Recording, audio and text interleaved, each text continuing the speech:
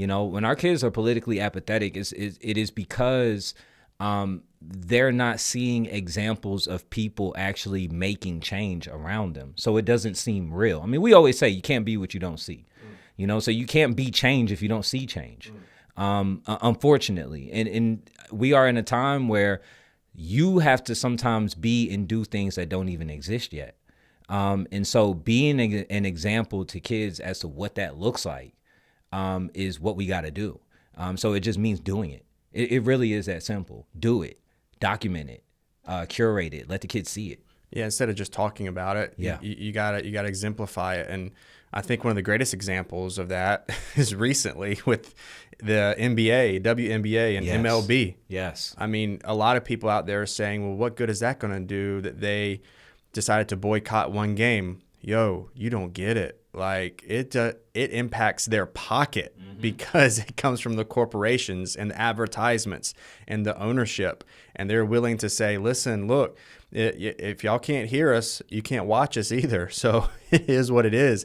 I know that's in a big scheme, but even if our role models for these young people can start exemplifying it, we can too. Yeah. We can do it in different ways, obviously, but everyone has a platform, everyone has an influence, and everybody can be an example. And that's kind of what we're here to talk about today, is what does this look like to have these type of courageous conversations? Where does it start? What does it mean to be about it?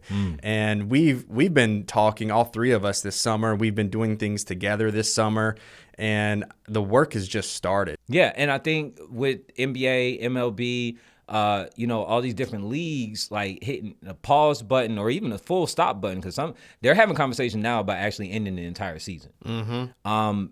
It's forcing everyone to address it. I mean, one of my biggest beefs when they started having a conversation about getting the league back going, it's funny. I was talking with Dwight Howard.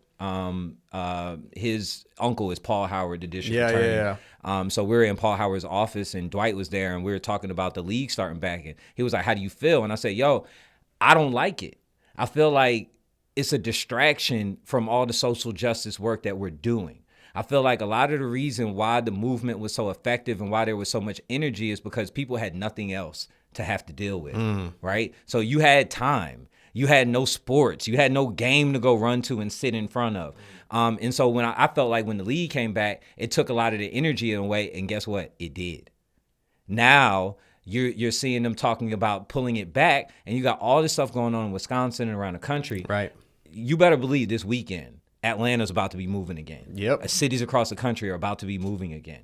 And it has a lot to do with sports not being a distraction right now. And I think these athletes understand that. They know that.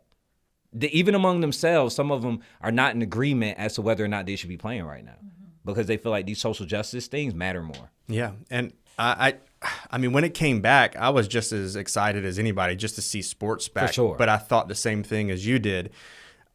But going back to what Hope was talking about with these corporations being intentional about infusing it, the NBA was like, listen, look, if we're going to do this, we're going to do it as best we can because we have a platform. And we saw that. And they didn't just shut it. They just didn't shut out the notion of Black Lives Matter. They didn't shut out the notion of, I mean, most of the players have some type of statement on the back of their jerseys. Right. Like, that is crazy. And then for them to go the extra step to say, listen, look, we're not just going to show this to the world. We're not just going to put it out there and talk whatever we say. It's not really, talk the talk, but we're going to walk and talk at the same time. And we're going to show you what we really mean.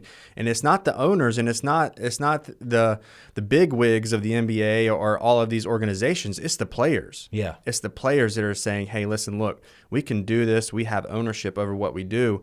And I think as people and humans and parents and spouses and whoever, we need to take that as the example on, hey, what can I sacrifice? What can I do better intentionally throughout everything I do during my everyday life, whether it's my hobbies, whether it's meeting in the neighborhood, what at the church? What can I do that exemplifies what they have done? I mean, it's a true testament on where our nation really is right now, and it's focusing on that and keeping it going. And they said exactly what you said. Listen, look, we're back. These people are watching us. They may not be in the seats, but they're watching us. They're not focused on what's really happening in our nation. We're going to bring attention back to it. Yeah. And they took that seriously, and we need to take it seriously too.